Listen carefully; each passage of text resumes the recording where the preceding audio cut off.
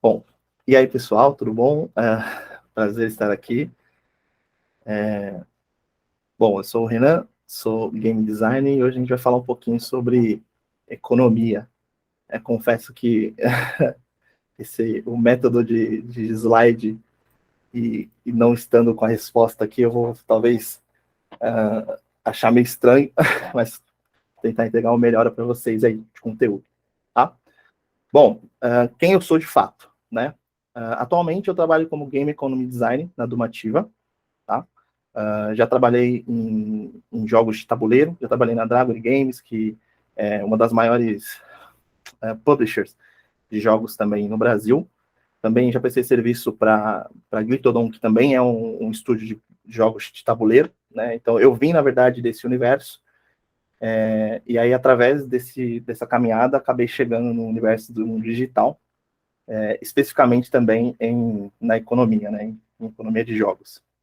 Eu também sou designer da Maloca Games, que é um estúdio também de jogos, também de tabuleiros, tá? E a gente, de alguns dos jogos que eu trabalhei, dentre eles eu tenho Favela Venceu, Axé, Black Power, entre outros jogos, e eu trabalho sempre nesses estúdios, a princípio, eu trabalho com esses jogos que falam de cultura negra e tudo mais, e na Duma eu faço mais a parte econômica de games, né? E a Dumativa, basicamente, né, para quem não conhece, está aí, uma das maiores empresas também de jogos digitais do Brasil. Ela é pertencente aí, na verdade, é detentora, né, de quebra de recorde em Catarse, com a Lenda do Herói, com Enigma do Medo, né? São jogos que já estão consolidados, né? Então eu venho representar essa família aí, que me acolheu também. Então estou muito feliz e rola uma pressão aí para fazer bonito, né? Bom, só para vocês entenderem um pouquinho como vai funcionar, né, essa palestra, eu vou passar por alguns conceitos básicos, talvez algumas pessoas já tenham familiaridade com alguns deles, mas eu acho importante a gente falar sobre eles, porque a gente precisa fundamentar os nossos passos, né, para a gente não pisar em areia, escorregar e cair. Tá? Então a gente vai começar basicamente a falar um pouquinho sobre alguns conceitos básicos da economia, depois a gente vai entender realmente a economia, né, pensando para jogos multiplayers, a gente vai entender como se aplica essa economia para o seu jogo ou para os nossos jogos, né? Vou falar um pouco de algumas ferramentas que podem auxiliar, e aí algumas perguntas, as perguntas podem ser feitas, se eu vou responder, aí é outra coisa, bem diferente, né? Bom, então vamos começar com uma coisa que é a base, né, de toda economia, que é a condição e escassez.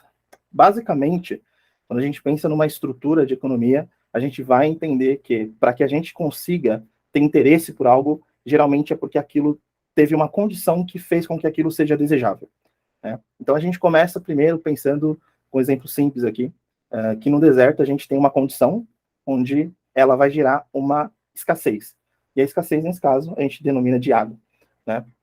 Então, basicamente, a gente tem que ter uma condição de escassez para que a gente resulte em algum valor de mercado, também que haja esse interesse para adquirir aquilo, né? Logo na sequência, depois que a gente tem essa condição, gerando, né, essa escassez, a gente tem a demanda, né? Então, a necessidade daquilo que não existe, que não tem com frequência, né?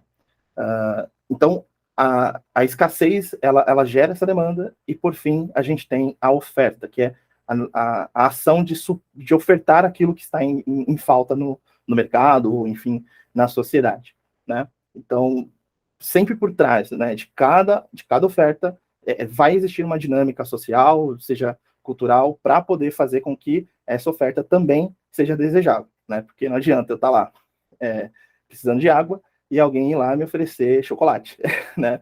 Por mais que eu provavelmente vá aceitar, eu ainda não é a minha demanda. Então, isso até me leva para o próximo tópico, que é, ok, eu tenho uma demanda, eu tenho uma oferta, e necessariamente eu tenho que entender qual é o preço para suprir, ou o valor que eu dou a ela. Então, numa situação muito clara, se eu estou no deserto e eu quero água, e alguém me oferece chocolate, eu provavelmente vou querer. Só que eu com certeza não vou pagar o valor real, eu não dou valor àquilo, porque aquilo não vai saciar a minha necessidade, a minha demanda real. Logo, o preço cai, porque meu valor também vai cair. E essa relação de interesse é importante porque ela vai ditar o mercado. Ela vai ditar se eu estou disposto a pagar aquele valor, né? Ou se eu realmente vou ter interesse naquilo, né? Então, é óbvio que dentro dessa condição aqui que eu estou, com essa demanda que eu tenho, a oferta de água é aquilo que eu vou dar mais valor e logo o preço vai acompanhar esse resultado. É claro que a gente também tem que entender que a variação do preço, por exemplo, ela pode ter algumas outras estruturas que podem mudar ela. Então, eu posso levar em consideração que se eu tenho 100 pessoas dentro desse deserto comigo e eu tenho 5 garrafas de água, naturalmente, a variação do preço ela não vai acompanhar simplesmente a demanda das pessoas, mas é a quantidade de demanda vezes a quantidade de estoque. Né? Então, eu tenho que entender e avaliar esses números para que eu consiga realmente precificar esse item. Né? Esse item acaba recebendo um valor dobrado. Né? E, é claro, o valor dele é lá nas alturas. Né? E aí a gente tem uma relação de todas essas etapas e, basicamente, esse ciclo, ele fecha a economia. Né? Então, a gente vai fazer escolhas, então, no caso do meu chocolate ou então da minha água, e é nesse ponto que a gente vai entender que alguns padrões, essa questão do dar e receber, de vender, ele vai, dentro de uma sociedade, dizer como é que esse mercado se dá.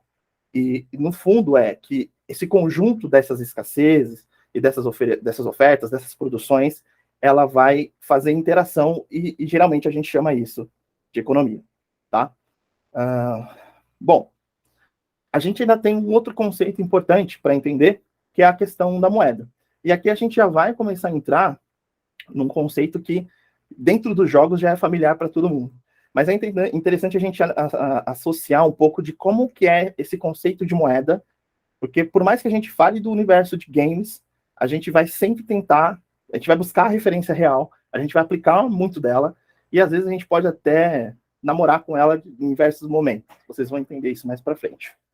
Então, basicamente, a moeda ela é um ativo que a gente usa para fazer qualquer meio de troca por bens, né, de serviços, e isso, lógico, dentro de uma sociedade. A gente tem algumas funções de moeda, né, a função dela, então ela busca ser esse instrumento de troca, então você vai usar ela para fazer liquidação de uma transação. Então, por exemplo, para mim dizer que eu vou comprar o chocolate e eu tenho um preço, né, quando eu entrego a moeda, aquele momento em que eu entrego, você entende que a transação foi finalizada, né? Então eu entreguei aquilo, equivale àquele chocolate. Antigamente a gente tinha uma economia voltada em trocas, então um peixe valia um pedaço de pão, mas chegou um momento em que tinha muito peixe, agora quantos peixes eu faço para poder, quanto peixe eu preciso saber que eu preciso ter para trocar por um pão? Então a gente não tinha como medir isso, né? Por um tempo a moeda tanto foi baseado, o seu preço foi baseado em ouro. O dólar fez isso, mas depois a gente mudou, e agora a gente tem um outro conceito interessante, né? Além da moeda ser um instrumento de troca, ela também é uma unidade de medida. Então, ela expressa valor entre trocas de bens. Então, por exemplo, quando você vai fazer uma troca ou pegar algum recurso com alguém, trocar, você sempre vai falar assim, quanto que está isso no shopping? Vou trocar a televisão, vou trocar e vender para alguém e ver o preço de uma nova. Então, a gente avalia os dois produtos baseado nos preços, né? Então, é a moeda que vai ditar se aquela troca, ainda que ela não esteja diretamente envolvendo moeda, se ela é interessante ou não. Né? E outra característica da moeda, né, ela tem uma função de ser reserva de valor, que ela garante o teu poder de compra, tanto no presente quanto no futuro. Então, se a gente está falando que você guarda seu dinheiro no banco, e aí você fala que ele tem um rendimento de 10% ao ano, então você coloca 100 e no final você tem 110. Então, você assume que se você guarda dinheiro, você deixa ele reservado, ele vai te dar uma melhor força de compra no futuro. Né? Então, ele vale muito quando você guarda, porque ele é uma reserva de valor. É importante a gente pensar também que essa moeda, né, para ela ter essa reserva de valor, uma vez que ela está atrelada, ela não está mais atrelada ao ouro, a gente não faz essa relação, como eu tinha dito, né? Então, como é que eu digo que essa moeda é uma reserva de valor, ou que ela tem valor eficaz, né? Como é que eu vou dizer que eu vou dar uma nota de R$1 e comprar alguma coisa? Uma nota de R$1, vocês já pegaram a minha idade, né? Mas tudo bem. Então, como é que eu vou dizer que essa moeda tem valor? É bem simples. Hoje a gente tem as moedas são fiduciárias. O que é isso, né? O valor da moeda, ela tem a ver com a confiança do governo. Beleza. Então, os Estados Unidos faz dólar, pelos Estados Unidos ser o que é, o Brasil faz real, pelo Brasil ser o que é, a gente tem confiança de que isso tem valor, então isso gera valor para a moeda, e necessariamente ela começa a ser, é uma característica dela. A moeda, por si só, ela tem um preço, né? O preço dela é os juros, que é o preço dela no tempo. Então, quando eu falo justamente que uma moeda, quanto mais tempo eu guardo ela, mais ela vai valer, esse é um preço que ela tem, né? Os juros sobre ela ao longo do tempo.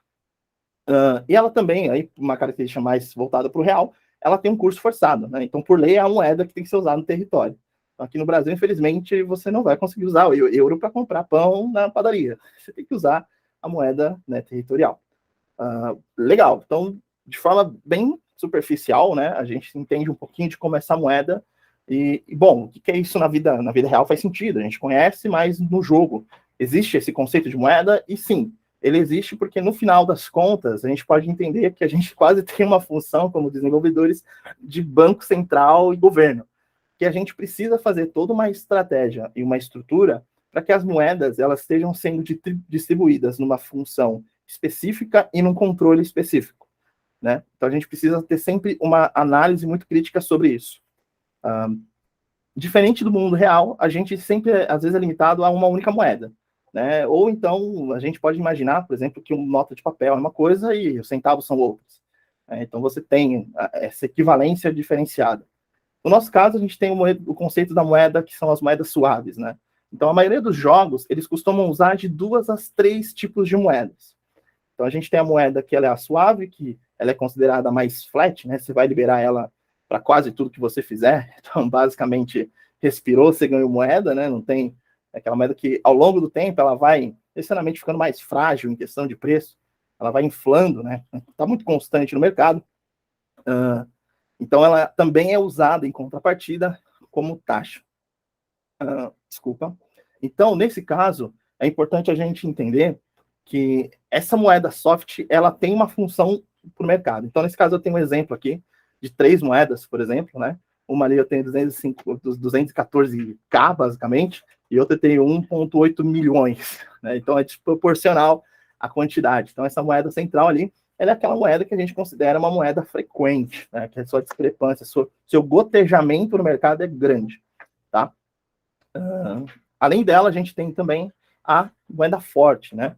A moeda forte, ela já tem uma outra função. E aí é onde a gente pensa que dentro de uma estrutura econômica, dentro do jogo, a gente tem que dar para o jogador sempre moedas com frequência. Ele precisa estar sendo recompensado, as coisas precisam estar acontecendo, e ele sempre precisa ter aquele gole de dopamina, né? Então, isso é importante, mas ao mesmo tempo a gente precisa mostrar que a gente tem algo de valor, algo que é exclusivo, né?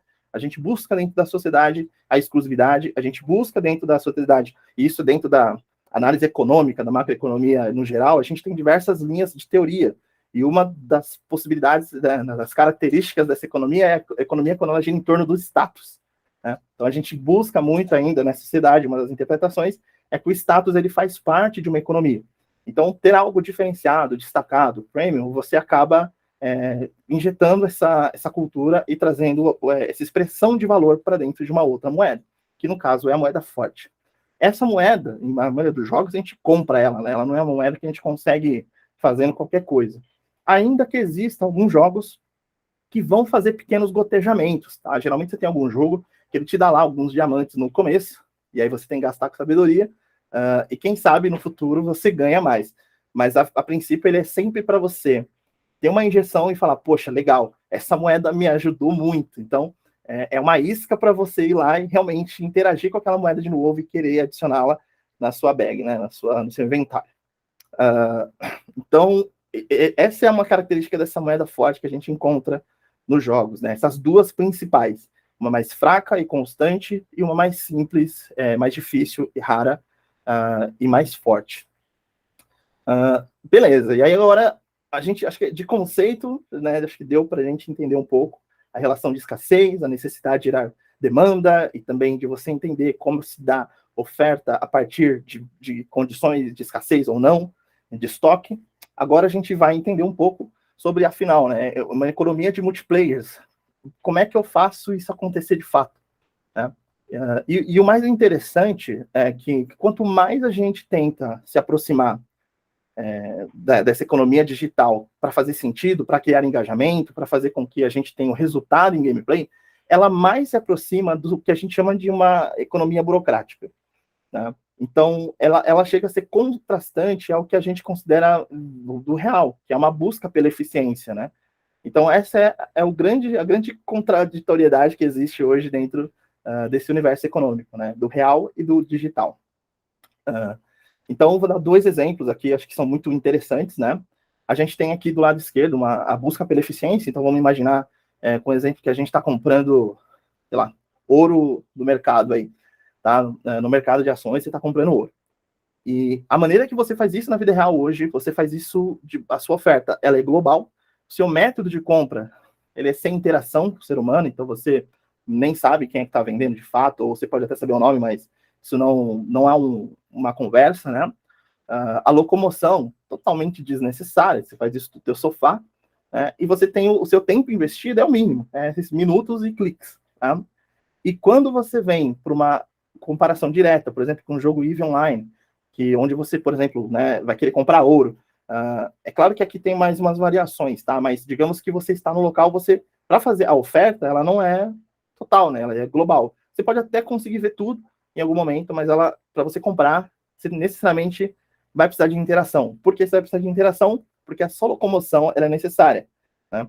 Ah, mas eu não conseguiria pagar para enviar? Consegue, mas é isso. Aí é onde vem as taxas das interações de preço e oferta e demanda, né? Quem está com muita pressa e não quer se locomover, investe tempo e a gente começa a girar uma economia. Então, até mesmo quando a gente tem uma burocracia que tem pequenas soluções de eficiência, dentro de um universo virtual, a gente gera taxações, a gente gera um engajamento, né? Na verdade, uma interação econômica, tá? Então, o tempo, a locomoção, perdão, ela acaba se fazendo necessária. Ela está desnecessária aí desculpa o meu erro no slide, acabei de perceber. Mas é necessária, tá? E o tempo investido, ele é alto, porque você vai ter que ir até lá. É claro que esse tempo que eu estou levando em consideração é um tempo que tem a ver necessariamente com o tempo no jogo, né? Não comparando a vida real. Ok.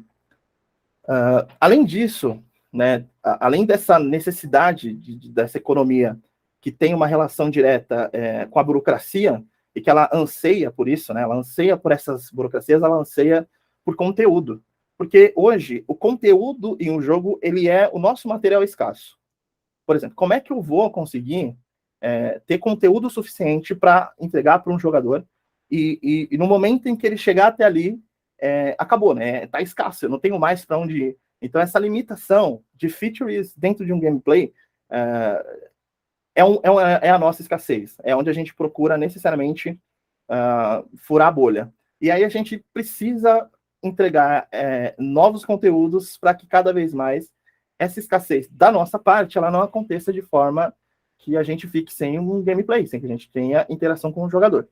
Então, a gente tem alguns exemplos que jogos que vão trabalhar com sistema de level, então, necessariamente, conteúdo de como é que eu consigo ter conteúdo para aprimoramento. Então, você tem armas com diversas raridades e que só conseguem ser desbloqueadas depois de um longo período de gameplay.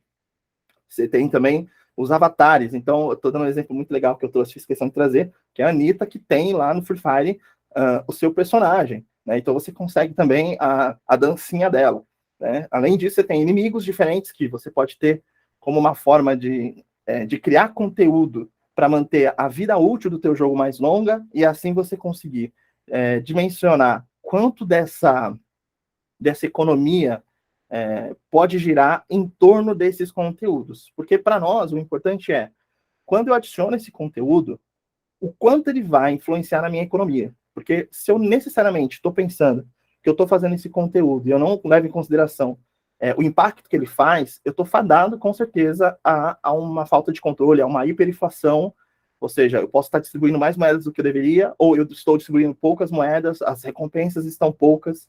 Então, esse conteúdo, para nós, por mais que ele seja a nossa escassez, e ele possa vir com abundância em algum momento, a gente tem que ter muita cautela, porque ele pode ser definitivamente a nossa pedra de tropeço aí, né?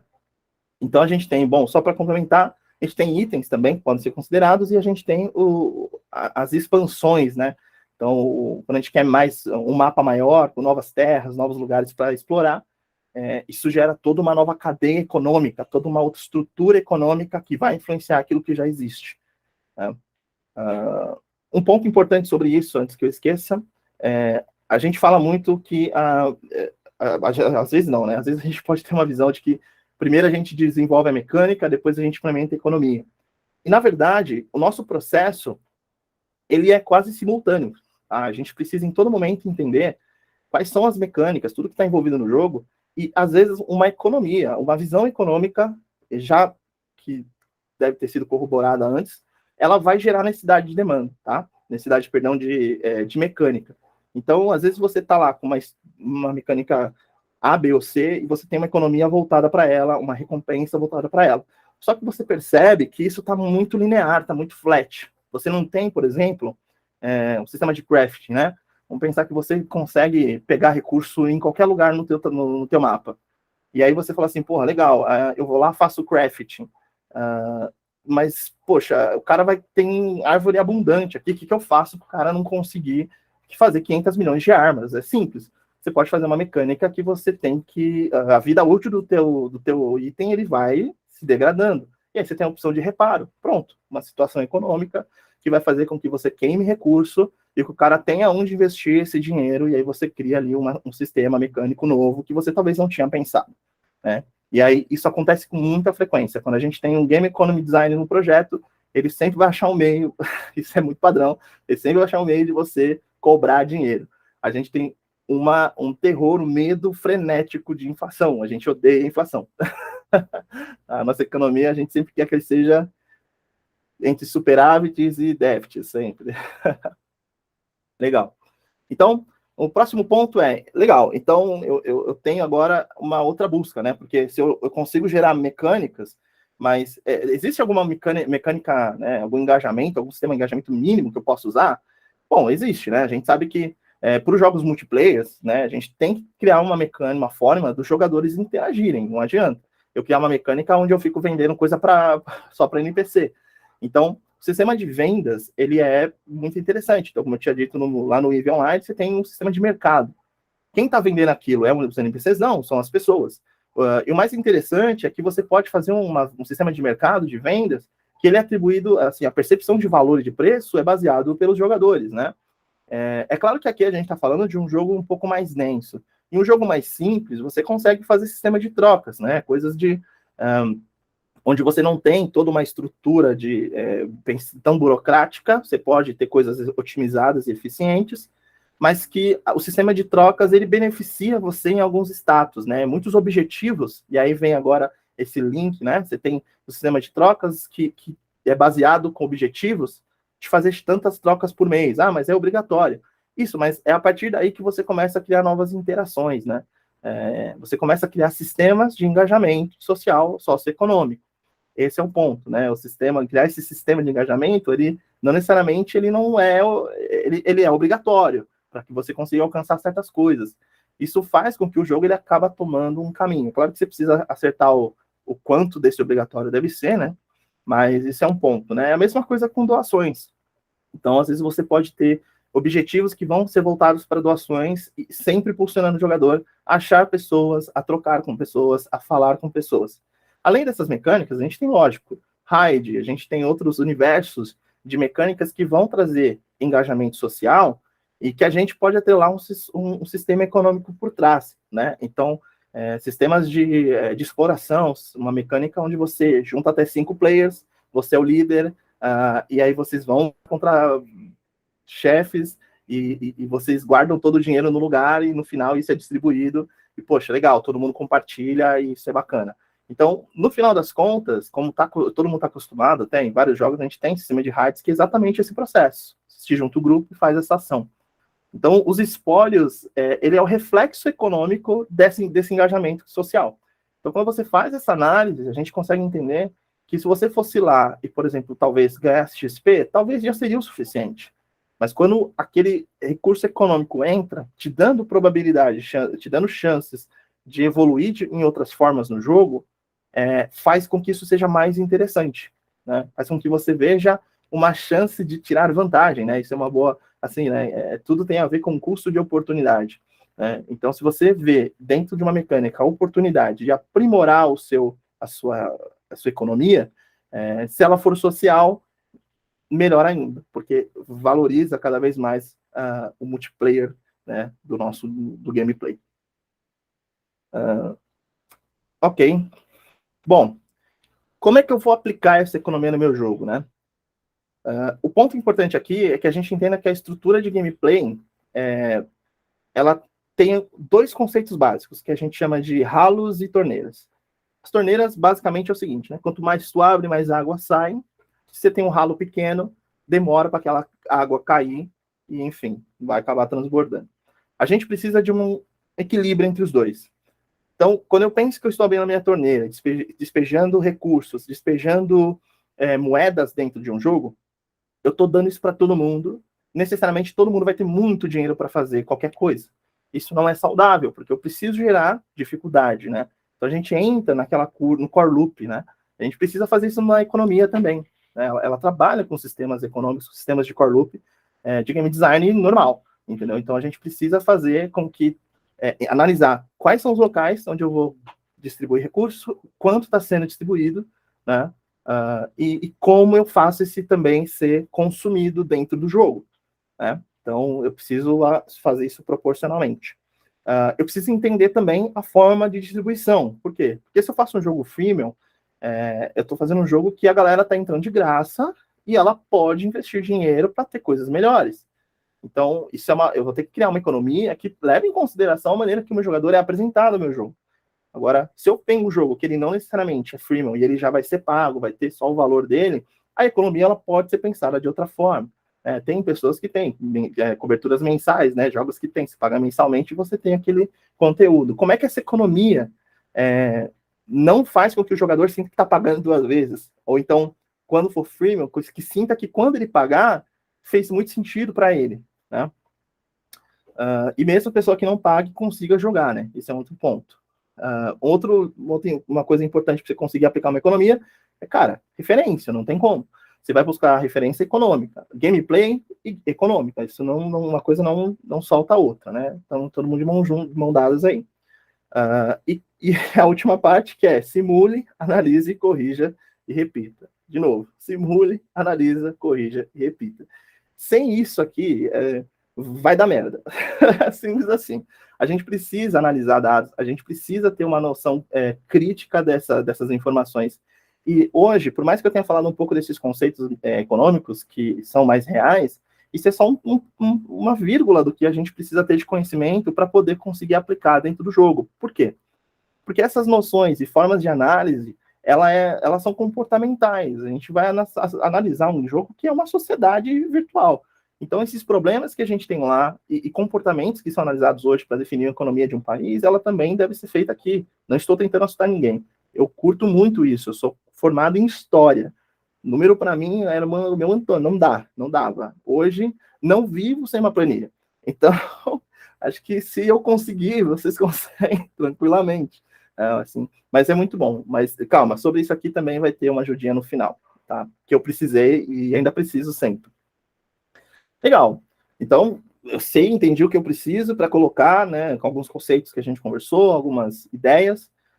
Então, o que é uma economia saudável para que eu consiga fazer isso aí da melhor forma? Primeira coisa pay to win, né? Será que é saudável, né? Se pagar e ganhar? Obviamente não, né? Então, a gente não pode ser predatório. Quando você colocar uma mecânica de pagar, uma mecânica de microtransação, o ideal é que a gente consiga fazer isso de uma forma suave e que aconteça, que não tem problema o cara pagar e ganhar benefícios, mas que isso não se torne predatório, entende? É uma opção do jogador, tá? E claro, jogos com interações multiplayer que sejam PVP, né, player versus player, ainda mais o cuidado deve ser redobrado, né? A gente tem muitas referências negativas no mercado, então aquele papo de analise o mercado se mantém muito bem aqui para não cometermos esses erros, tá bom? Não vou falar em nenhum jogo específico. Gacha, né? Essa mecânica é aquela mecânica, para quem não está familiarizado, de abrir baú ou de roleta, né? Você vai no cassino, baixa a roletinha lá, vê ficar girando. a gente tem diversos modelos de gacha, né? Alguns são problemáticos e outros podem ser usados porque eles têm algumas características um pouco diferenciadas, tá? Então, por exemplo, quando você vai fazer um sistema de sorteio, de gacha, de abrir pacote, baú A, baú B, C, D, cara, bota as chances do cara. Fala para ele o que ele tem de oportunidade e deixa aquilo ali claro. A primeira coisa que a gente tem que entender é que a primeira coisa, né, isso não é só isso, mas deixar a informação clara, porque o jogador ele precisa estar ciente das chances dele, né? Então, a gente não quer usufruir de um problema que afeta a sociedade, que são os vícios em jogos. E esses vícios realmente acontecem se a gente não fizer isso da melhor forma. Né? É claro que a gente sabe que toda a parte mecânica de um jogo ele vai entender como funciona a mente humana e como interagir para que o jogo se mantenha vivo e que as interações com o próprio jogo sejam divertidas para o jogador. Mas o que vai fazer com que os jogos sejam eternos aí para nós e que nosso jogo seja indicado como uma referência positiva é justamente a gente quebrar algumas barreiras que o mercado pode empurrar a gente para um lado um pouco mais problemático. A gente tem também a necessidade de criar uma economia circular. Gente, reciclagem. Entendeu? Tudo que tu fizer, tudo que acontecer de recurso, aquilo precisa ser jogado e reutilizado em algum lugar. Você precisa, o burn, né? A gente chama de realmente do ralo, mas por que não, já que você está tentando fazer essa economia fazer sentido e que ela se sustente, se você conseguir recursos, fazer com que essa economia seja circular, então, o cara vai lá, teve uma arma, não quer mais usar, ele pode usar para fazer um aprimoramento ou fazer uma outra dinâmica que economicamente e socialmente seja aproveitada no jogo, né? Então, a gente tem ali esse direcionamento, ele pode fazer com que essa economia não fique tendo picos de inflação, ela fica sempre controlada. Isso é uma ideia interessante. Então, vejam sobre economia circular, fala aqui na vida real mais sobre energia e, enfim, meio ambiente. Então, acho que, faz todo sentido, né? Bom, e proporcionar desafios econômicos, né? Então, a gente precisa identificar que, quando a gente quer que um jogador esteja economicamente desafiado, é isso, é ele olhar e falar, cara, eu quero comprar aquilo, custa tanto, mas, putz, eu tô no level 1, não vou conseguir. Mas então tem um item que eu consigo comprar com level 1, sabe? Depois que eu vou pro level 2, a minha oportunidade de compra, ela se expande, porque eu estou jogando melhor, eu tenho mais força, mais condição.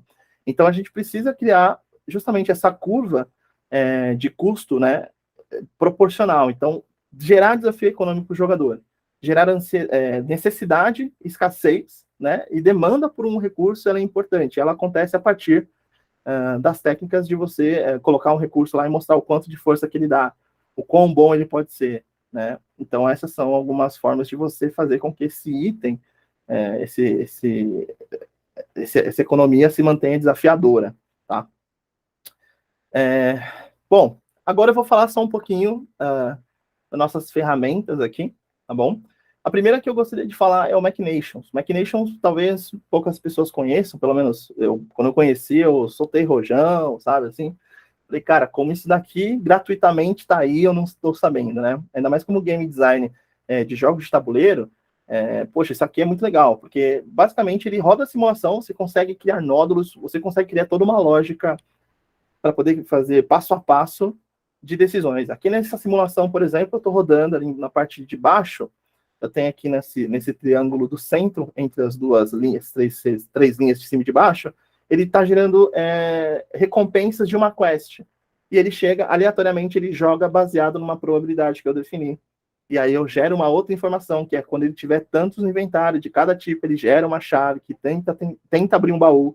Então, o Machinations ele é muito bom porque ele permite que você consiga desenhar essa simulação e ver alguns resultados, tá?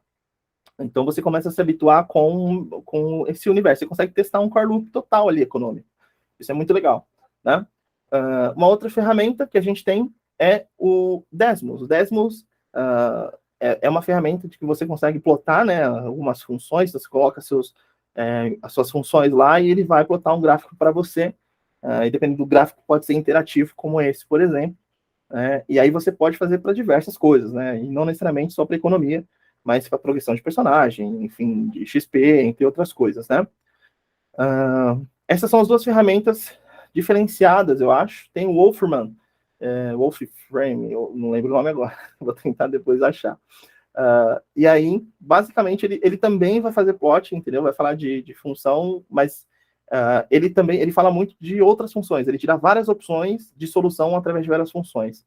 É uma ferramenta que eu não tenho tanta familiaridade ainda, mas eu acho ela muito positiva. E mais uma vez, a gente precisa, como economista de jogos, fazer esse levantamento de, ok, testar, revisar, analisar, e, bom, é isso aí, simular pra caramba. E agora é hora das perguntas. Como eu disse, se eu souber conseguir responder, eu respondo, tá?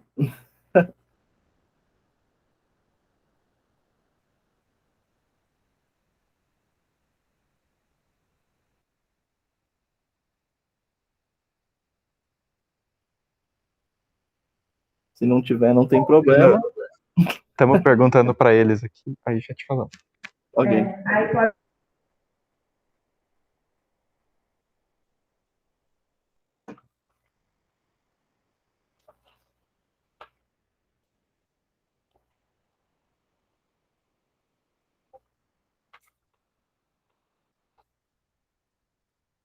Alguns jogos eles usam da mecânica do soulbound ou uma ligação que impeça o item de ser comercializado. Como valorizar, como evaluar essa mecânica e onde usar e como trabalhar com essas coisas de proibições de negociação. Certo. Bom, isso geralmente está muito atrelado com o nível, né, do jogador e tal. É muito interessante que essa tática é feita justamente para pensar que é isso, né, é a questão do desafio econômico, né? Restringir o jogador de alcançar um recurso A, B ou C por conta do nível dele é basicamente dizer para ele que ele tem que se comprometer com o game, né? O valor disso ele tem que ser levado em consideração algumas formas, né? Você pode fazer isso baseado com o tempo do jogo, do tempo investido do jogador. Então você tem que fazer aí criar função baseado em, ok, quanto tempo o jogador leva para chegar naquele nível, quantos monstros por minutos, por dias, qual é o investimento, qual que é o ponto de XP que ele vai ganhar a partir do momento que ele consegue aquele item, e fazer uma média desse resultado, né? Então, por exemplo, quantos jogadores também você quer que alcance esse recurso e em quanto tempo? O valor ele é muito baseado nessas premissas. Você define primeiro, para mim, né? Claro, eu definiria justamente quantos jogadores eu tenho hoje, quanto está sendo definido o XP e o tempo que eu gasto para chegar em algum nível, e quando é que eu sinto que o jogador está entrando numa curva um pouco mais inerte de XP também. Por exemplo, se eu percebo que o jogador está entrando numa linha onde ele não está recebendo aquela recompensa, aquele número de XP mais alto, talvez ali seja um bom momento para colocar um item. E o valor ele tem que ser levado em consideração o tempo, os recursos que ele vai conseguir, os lugares que ele vai alcançar a partir dali. Então, por exemplo, se ele tem aquele item, quanto tempo ele gasta para recuperar aquele investimento uma vez que ele tem acesso a um outro lugar? Então, é muito complexo, porque se a gente for pensar na economia, eu preciso fazer uma análise criteriosa sobre cada aspecto novo que eu adiciono no jogo. Lembra que eu comentei? Quando eu faço qualquer novo conteúdo, eu preciso levar em consideração onde eu estava e para onde eu quero chegar, mas eu tenho que fazer muitas simulações, muita análise, para que isso não seja inflacionado, perca valor, que eu não quero que seja, tá? É isso.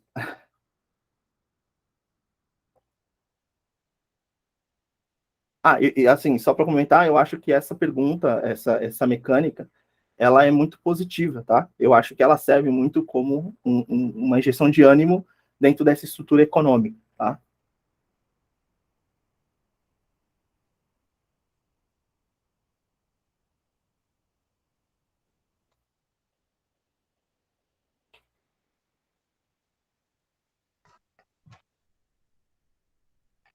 Perguntou quais são alguns exemplos saudáveis de jogos que utilizam o gacha de maneira saudável para o jogo.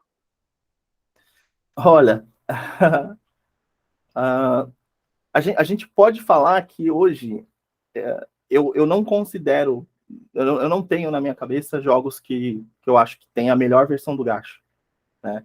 Eu acho que qualquer jogo hoje que trabalha com isso, ele tem que tem isso, e ele mostra os números, ele está minimamente respeitando a lei, né? Principalmente no Brasil. Então, talvez, se eu não me engano,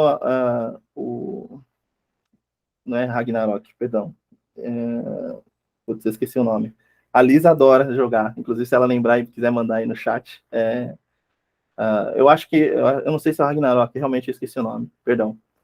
Mas qualquer jogo de verdade, assim, eu posso depois pensar aqui, mandar no final, os jogos que tem isso, e aí eu peço o pessoal compartilhar com vocês. Mas, para mim, minimamente, o gacha saudável, ele precisa informar, ok? E ele precisa dar chances para os jogadores, pagantes ou não, minimamente ter acesso em algum momento ao gacha, tá? Existem alguns sistemas de gacha que eles fazem até um controle, por exemplo, a cada 1000 vezes que você faz esse processo, é o Genshin Impact, tá, gente? Lembrei. Se eu não me engano, é isso. E aí você faz lá, eu acho que o Genshin faz isso, né? Você abre 500 pacotinhos lá, e aí depois que chega no número, se não veio o que você quer, vai vir. Só que tem alguns outros problemas, né? Então você tem um período de duração. Então, esses sistemas voltados para monetização, eu sou muito mais a favor, talvez, a buscar a comunidade em volta de cosmético. Porque isso, primeiro que faz com que o jogo se relacione de uma forma um pouco diferente com os jogadores, né? E não corra alguns riscos de errar, porque no final das contas, vai acabar entrando um pouco nesse risco de falar, pesamos a mão em alguma caixa e ela está muito desvantajosa, ou então está criando aqui algum problema, nossa métrica está problemática. Mas, principalmente, para ter sistema de gacha, precisa ter os valores mostrando e precisa permitir que os jogadores não necessariamente sempre tenham que fazer investimento, mas que algumas vezes eles tenham acesso a essa brincadeira, né? Porque senão vira uma mecânica morta. E a gente sabe que em jogos freemiums, menos de 5% das pessoas são pagantes. Então, se você tem um jogo, imagina que você tem não sei quantas pessoas, só 5% vão investir no teu jogo. Como é que você vai fazer uma mecânica que ela não funciona para quem não está investindo, né? Fazer todo um sistema, uma estrutura à toa. Então é necessário a gente ter isso em mente também.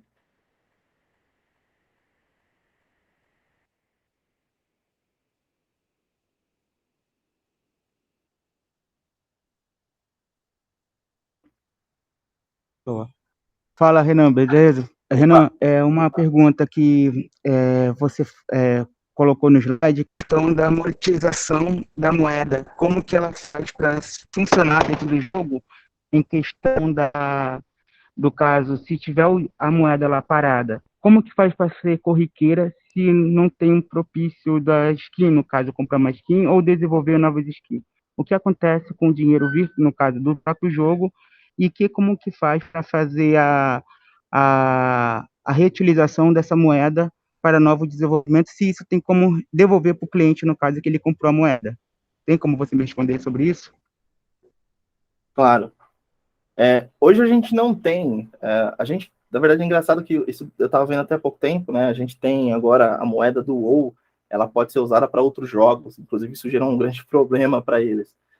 Mas basicamente é o seguinte: se você tem uma moeda que foi comprada com dinheiro real, a partir daquele momento, ela está ali, se o jogador não utilizar por uma questão, por uma opção, né? Por exemplo, ele realmente não quer, ele não conseguiria recuperar o dinheiro, né? Isso, claro, dentro do mercado dos jogos. A maioria dos jogos não fazem isso, mas a gente tem, como Tibia, jogos que vão fazer um mercado secundário, onde você consegue vender sua conta, enfim, tem várias formas que as pessoas vão achar para poder passar para frente essa moeda, fica tranquilo.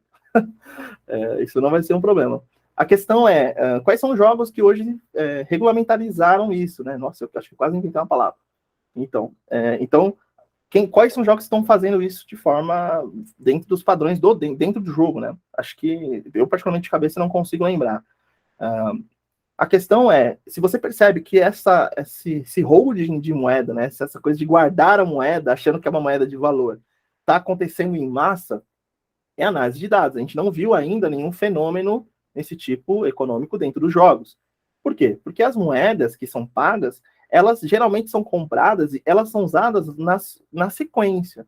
Elas são muito pontuais. Os jogadores talvez até guardem uma ou outra, mas isso é quando é o que a gente chama de baleia, né, na economia, aquela pessoa que tem muito daquele dinheiro. Então, hoje a gente não tem esse fenômeno para poder dizer o que poderia causar, se é realmente um problema de tipo, os jogadores em massa desistiram da moeda comprável. Isso pode ser um problema na economia normal. Então, você está dizendo que a moeda que é a soft, né, aquela que é a suave, está valendo mais do que a que é a hard, né? Então, quer dizer que você não está ofertando direito os produtos, você não conseguiu setar os preços, a distribuição pode ser flexibilizada, então você pode fazer o quê? Jogar mais dinheiro na economia. Quando tu joga mais dinheiro na economia, as pessoas gastam mais, né? E quando as pessoas gastam mais, aí, teoricamente, na economia real, a gente está falando das famílias comprando mais, gerando mais demanda de produtos, e essas empresas precisam contratar, entende? Teoricamente, a gente, no jogo, não teria essa continuidade tão circular. Mas a gente imagina que quando você joga dinheiro dentro do jogo, você vai fazer as pessoas consumirem. Então é aquilo que eu falei, né? Às vezes você recebe hard coins no começo do jogo. Mas isso pode começar a diminuir, mas isso pode voltar, se houver algum problema, né, nessa questão. Mas eu acho bem difícil, não sei o nome da pessoa que me perguntou, mas eu acho bem difícil isso acontecer no mundo atual, sabe? Porque realmente as hard coins, elas são usadas para comprar algo e elas são muito queimadas rapidamente, elas não são usadas para serem guardadas, reserva de valor, tá bom? Aí a gente pode falar de criptomoeda, tá bom? Aí criptomoeda é uma outra coisa, jogos criptogames tem uma outra linha de pensamento de economia, tá? Mas a gente pode falar se vocês perguntarem.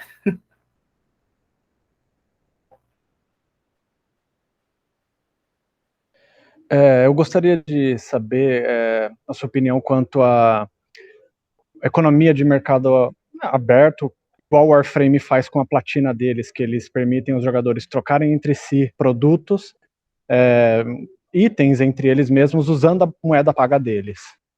Você pode comprar platina e depois ir com outro jogador trocar platina por um item ou comprar cosmético na loja do Warframe, que é o Halo que você tinha dito. Sim. Cara, assim, eu acho que essa dinâmica, ela precisa ser pensada justamente no seguinte, né? Se o cara pode comprar a moeda a qualquer momento e manter ela injetada no mercado, né? Basicamente o que a gente está dizendo é que quando você tem uma nota de R$100 e você comprou um item e o dono e a pessoa que vendeu esse item agora comprou um tênis com mesmo R$100 e a próxima pessoa comprou uma camiseta de mais R$100, a gente está falando que esses R$100 virou 300. Ou seja, a gente triplicou o valor dessa moeda, né? E jogos que trabalham com um sistema onde você compra essa moeda e você pode usar ela para negociar, elas sofrem de um risco desse PIB ficar gigante, né? Esse crescimento desse PIB ser gigante, desse valor. Então, eu acredito assim que não é ruim. Eu na verdade, até joguei um jogo há um tempo atrás que ele fazia exatamente isso. E eu consegui a moeda paga do jogo, conseguindo recursos, itens, e colocando no mercado para vender. Aqui é uma forma interessante da gente gerar interação para o jogador. Então, por exemplo, a gente falou que a gente tem itens exclusivos e são premiums, né? Que só são adquiridos através dessa moeda. Se você consegue alguns recursos para colocar à venda e ganhar essa moeda por um mercado que é gerido pelos jogadores, é precificado por eles, cara, isso parece ser muito legal. Isso é na verdade, um grande mercado, né, que impulsiona a troca de recursos e mercadorias. É claro que o que vai acontecer? Naturalmente, se a gente vê pessoas com muito desse dinheiro na mão, pessoas gastando muito desse dinheiro, a gente vai ter, primeiro, alguém evoluindo de forma muito mais ascendente, muitas pessoas, na verdade, e a gente vai ter a desvalorização dessa moeda. Ao ponto dela talvez perder valor. E esse é o ponto, assim, não vai fazer mais sentido eu me esforçar tanto para gerar aquele recurso e colocar para vender no mercado, entendeu? Aí, o que começa a fazer sentido? Antes eu vendi esse recurso por 10, agora eu vendo por 100. Eu acho que a mecânica de engajamento, ela é fenomenal. Eu, particularmente, sou muito a favor dos jogadores criarem um sistema de mecânica de mercado aberto. Inclusive, eu tô para ver um jogo bem estilo Bolsa de Valores aí, cara, que a todo momento a parada tá mudando e você tem que fazer, comprar na hora certa, tocar na hora, sabe assim, sair na hora certa, e ser animal. Porque eu gosto dessa parte do mercado de ações. Mas, assim, é sempre essa volatilidade, porque aí o que a gente está fazendo? A gente fica um pouco refém dessa especulação. Se a gente fecha a nossa torneira 100% nessa mecânica, aí o que a gente vai fazer? Aí a gente começa a fazer com que as pessoas troquem recurso entre elas. O que acontece com essa moeda? Eu preciso de um outro ralo para que quando ela for gastar, aquela moeda comece a sair da economia. E aí é sistema de inflação. Eu seguro a moeda, espero as pessoas gastarem, espero aquela moeda sair do mercado, ser queimada de alguma forma, e aí os preços eles vão começar a se ajustar de novo. Para fazer isso, imagina se acontecer isso, né? Eu falar que eu não estou mais vendendo essa moeda, né? O que vai acontecer com o mercado? Então, mais uma vez, é uma discussão muito conceitual, do conceito econômico por trás. Dá para a gente controlar isso? E se acontecer? É um ponto de, ok, se acontecer a gente tem reserva, se acontecer a gente tem uma outra mecânica de suporte, uma outra economia. Se o jogo gira em torno de uma economia só, isso pode ser um problema. Então, acho que são vários pontos a serem levados. Eu gosto da mecânica, tá? Eu acho bacana. Eu acho que ela deve ser aplicada, deveria ser aplicada em outros jogos que não fazem, né? Para não ficar com o mercado muito estático, então, sei lá, um pouco participativo.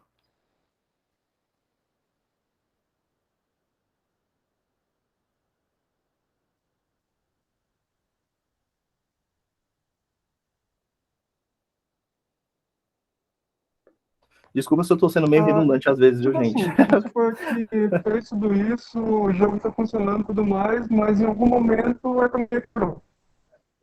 Como recuperar isso? Como mudar dentro do jogo cortou sem que bem na hora. sem que não...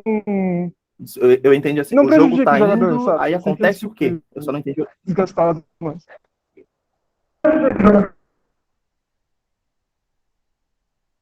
Tá. Se puder repetir, porque na hora que você falou, ele cortou. Então, se puder repetir a pergunta, por favor. Não sei se está Como falhando. fazer mudanças grandes na economia dentro de um jogo sem deixar o jogador infeliz? Ah, tá. Mas essas mudanças, por exemplo, você está falando mudança de correção de precificação, então aumento de custo de produtos e diminuição de recompensas, algo nesse setor, necessariamente?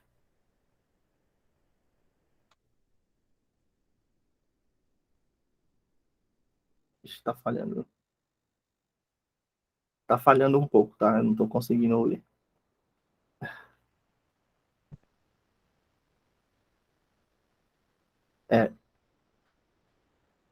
Aos 20 anos aí. Aí, os itens de iniciante dessa época tem muito mais tempo. Tá. Eu não sei se está muito longe aí, mas eu só entendi o seguinte, tá, fazer uma grande mudança, por exemplo, itens que eram de um tipo e de repente eles mudam para outro tipo, e isso pode atrapalhar ou os novos entrantes ou os antigos jogadores. Cara, qualquer mudança, e aí eu tô torcendo que seja isso, tá? A pergunta. Qualquer mudança que aconteça, que vai mudar uma estrutura, uma relação de ganhos econômicos ou não, se você vai trazer, por exemplo, vamos imaginar que a gente tem jogadores que estão ganhando X% de renda por mês, e aí a sua mudança vai fazer com que isso caia drasticamente, ou que você eleve rapidamente outras pessoas, isso é uma decisão também de design. A economia de jogos, diferente de um país, ela é voltada também em decisões de engajamento de mecânica simples, entendeu? É assim, o que você quer com essa mudança? Ela é uma forma de deixar o jogo mais competitivo, mecanicamente? Isso impacta na economia?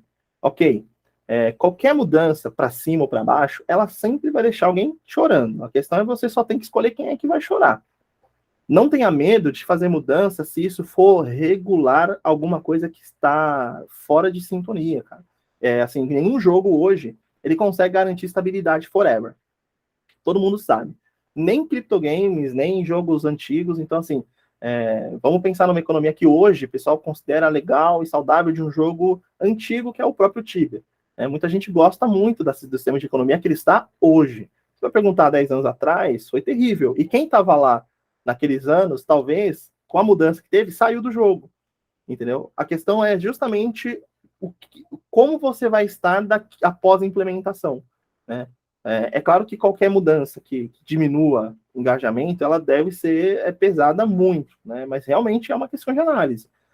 Eu acho que qualquer mudança que vai deixar o jogo cada vez mais competitivo, isso em multiplayer, né? Que vai deixar o jogo mais interativo, mais competitivo, e fazer com que a gente tenha conteúdo, lembrando, né? Que a escassez no mundo virtual é o conteúdo. Se ele está gerando conteúdo, cara, você está abrindo margem para gerar oferta, para gerar demanda. Gerou conteúdo, você gera demanda. Entendeu? As pessoas só não sabem que elas precisam desse conteúdo ainda. Mas eu acho que, no meu caso, é isso. Eu faria tudo muito cautelosamente, mas se for para avisar essa equalização e essa procura, eu faria com o peito aberto. Mas é hipotético. Então, eu faria qualquer coisa hipoteticamente. Espero que eu tenha respondido de verdade. Eu fiquei triste porque eu não consegui ouvir a pergunta certa. Espero mesmo que eu tenha respondido.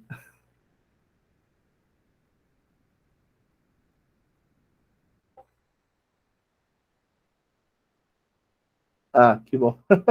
Foi isso mesmo a pergunta, obrigado.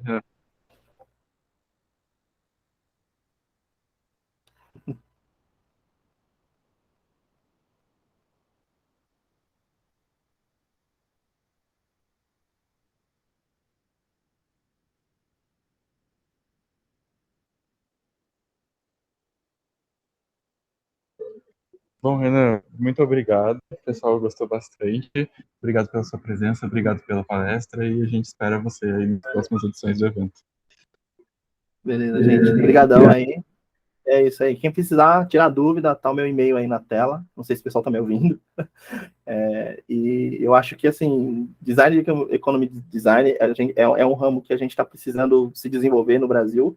A maioria da galera que está lá fora faz isso, são economistas de verdade, assim, como profissão, né, e formação. Então a gente precisa, é um grande espaço aí, a gente precisa ocupar esses lugares, tá bom?